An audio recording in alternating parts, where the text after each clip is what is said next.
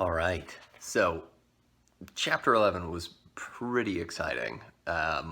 Fighting Medusa is hard to top. This is a pretty quick chapter today compared to the other chapters, and it's just our friends talking and coming up with a plan. So we're gonna go ahead and get started, and yeah, should be good. Chapter 12. We get advice from a poodle. We were pretty miserable that night. We camped out in the woods 100 yards from the main road in a marshy clearing that local kids had obviously been using for parties. The ground was littered with flattened soda cans and fast food wrappers. We'd taken some food and blankets from Auntie M's, but we didn't dare light a fire to dry our damp clothes. The Furies and Medusa had provided enough excitement for one day. We didn't want to attract anything else. We decided to sleep in shifts. I volunteered to take first watch. Annabeth curled up on the blankets and was snoring as soon as her head hit the ground. Grover fluttered with his flying shoes to the lowest bough of a tree, put his back to the trunk, and stared at the night sky. "Go ahead and sleep," I told him. "I'll wake you if there's trouble." He nodded, but he still didn't close his eyes. "Makes me sad, Percy." "What does? The fact that you signed up for this stupid quest?" "No, this makes me sad." And he pointed at all the garbage on the ground. "And the sky. You can't even see the stars. They've polluted the sky. This is a terrible time to be a satyr." "Oh yeah, I guess you'd be an environmentalist." He glared at me. "Only a human wouldn't be. Your species is clogging up the world so fast. Never mind. It's useless to lecture a human. At the rate things are going, I'll never find Pan." "Pam? Like the cooking spray?" "Pan!" he cried indignantly. Pan! The great god, Pan! What do you think I want a searcher's license for?" A strange breeze rustled through the clearing, temporarily overpowering the stink of trash and muck. It brought the smell of berries and wildflowers and clean rainwater, things that might have once been in the wood. Suddenly, I was nostalgic for something I'd never known. "Tell me about the search," I said. Grover looked at me cautiously, as if he were afraid I was just making fun. "The god of wild places, Pan, disappeared 2,000 years ago," he told me. "A sailor off the coast of Ephesus heard a mysterious voice calling from the shore, 'Tell them the great god Pan has died.' And when humans heard the news, they believed it. They've been pillaging, robbing Pan's kingdom ever since. But for the satyrs, Pan was our lord and master. He protected us and the wild places of the earth. We refuse to believe that he died. And in every generation, the bravest satyrs pledged their lives to finding Pan. They searched the earth, exploring all the wildest places, hoping to find where he is hidden and wake him from his sleep." "And, you want to be a searcher?" "It's my life's dream," he said. "My father was a searcher, and my Uncle Ferdinand, the statue you saw back at Auntie M's." "Oh, right, sorry." Grover shook his head. "Uncle Ferdinand knew the risks. So did my dad. But I'll succeed. I'll be the first searcher to return alive." "Whoa, hang on. The first?" Grover took his reed pipes out of his pocket. "No searchers ever come back. Once they set out, they disappear, and they're never seen alive again." "Not once in 2,000 years?" "No." "And your dad? You have no idea what happened to him?" "None." "But you still want to go," I said. I was amazed. "I mean, you really think you'll be the one to find Pan?" "I have to believe that, Percy. Every searcher does. It's the only thing that keeps us from despair when we look at what humans have done to this world. I have to believe Pan can still be awakened. I stared at the orange haze of the sky and tried to understand how Grover could pursue a dream that seemed so hopeless. Then again, was I any better? How are we going to get into the underworld? I asked him. I mean, what chance have we got against a god? I don't know, he admitted. But back at Medusa's, when you were searching her office, Annabeth was telling me... Oh, I forgot. Annabeth will have a plan all figured out. Don't be hard on her, Percy. She's had a tough life, but she's a good person.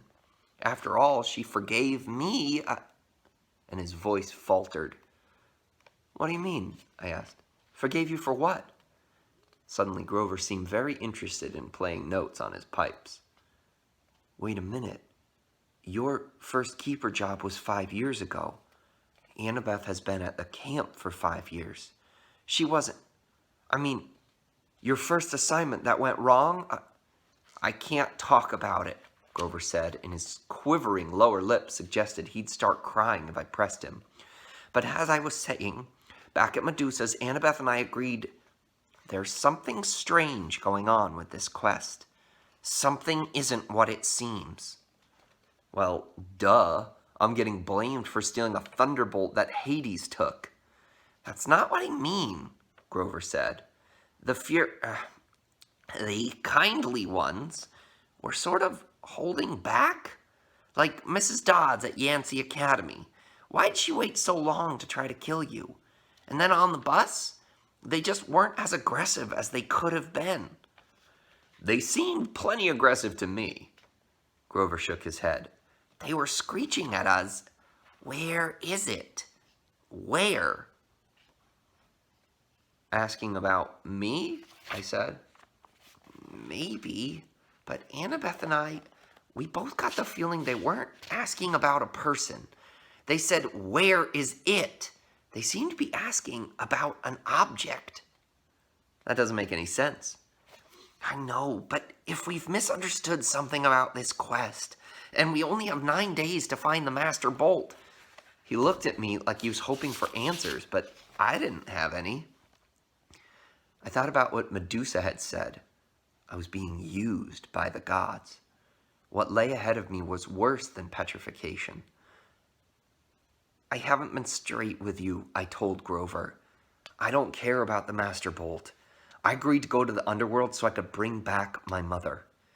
Grover blew a soft note on his pipes. I know that, Percy.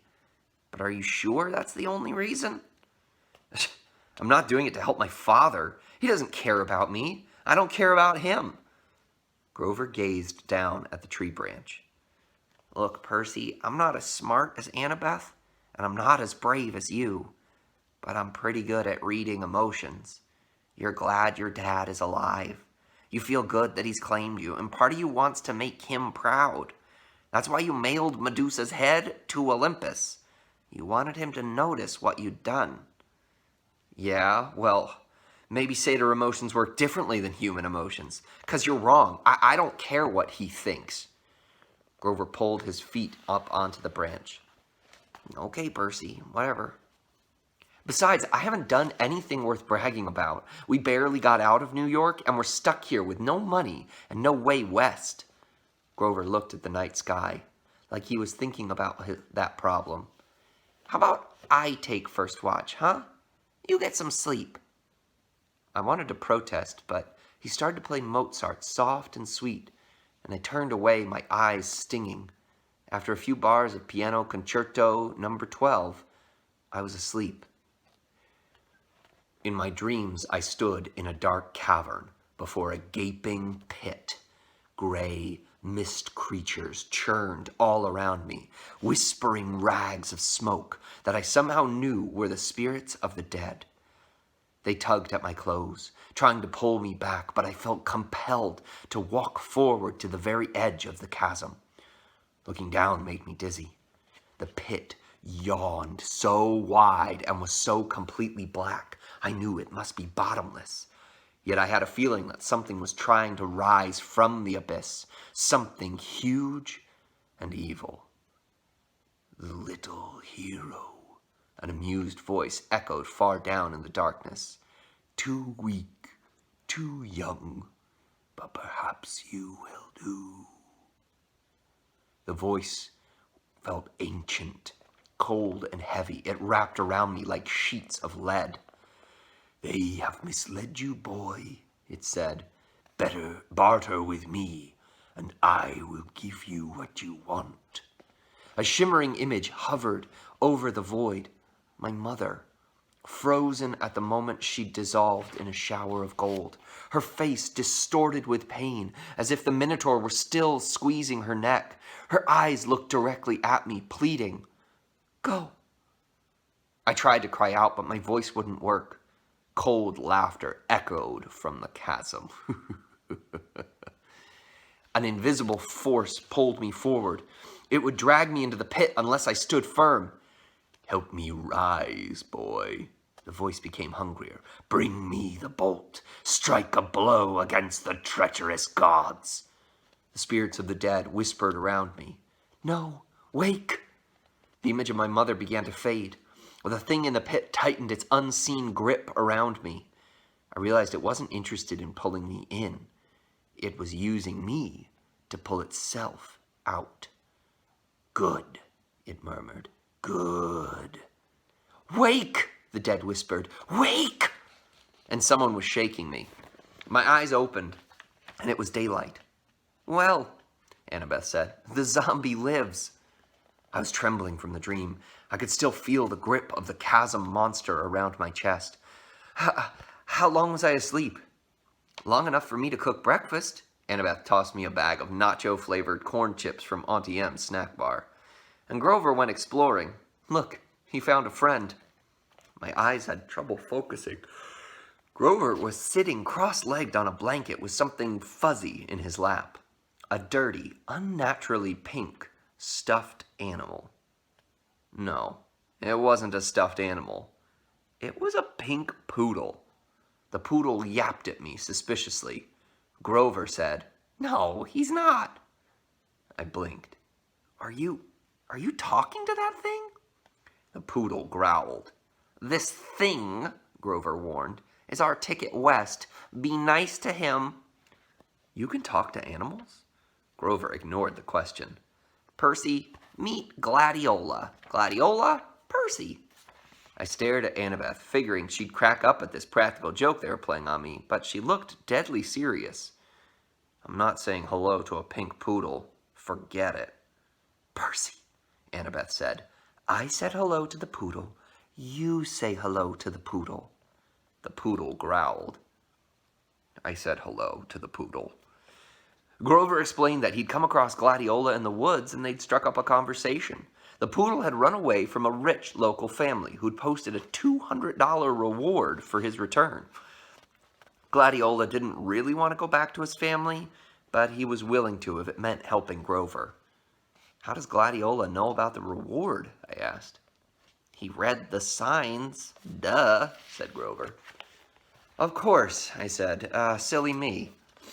So, we turn in Gladiola, Annabeth explained in her best strategy voice. We get the money. We buy tickets to Los Angeles. Simple.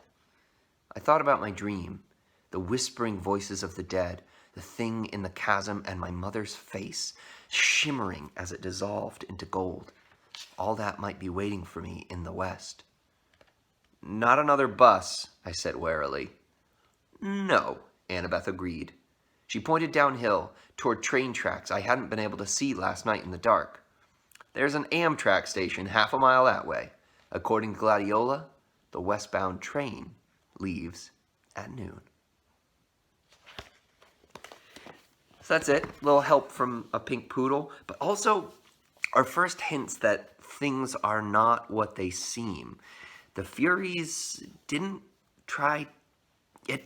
Something's up. They're looking for something. And if Hades has the Master Bolt, then why would they be looking for something? So something is up. We don't know, but we'll find out later. All right, today's journal questions and additional comprehension questions to make sure you tracked everything that happened are in the Google Classroom description, and I'll also try to post them at the end of this video. All right, everybody stay well, be safe, and see you next week.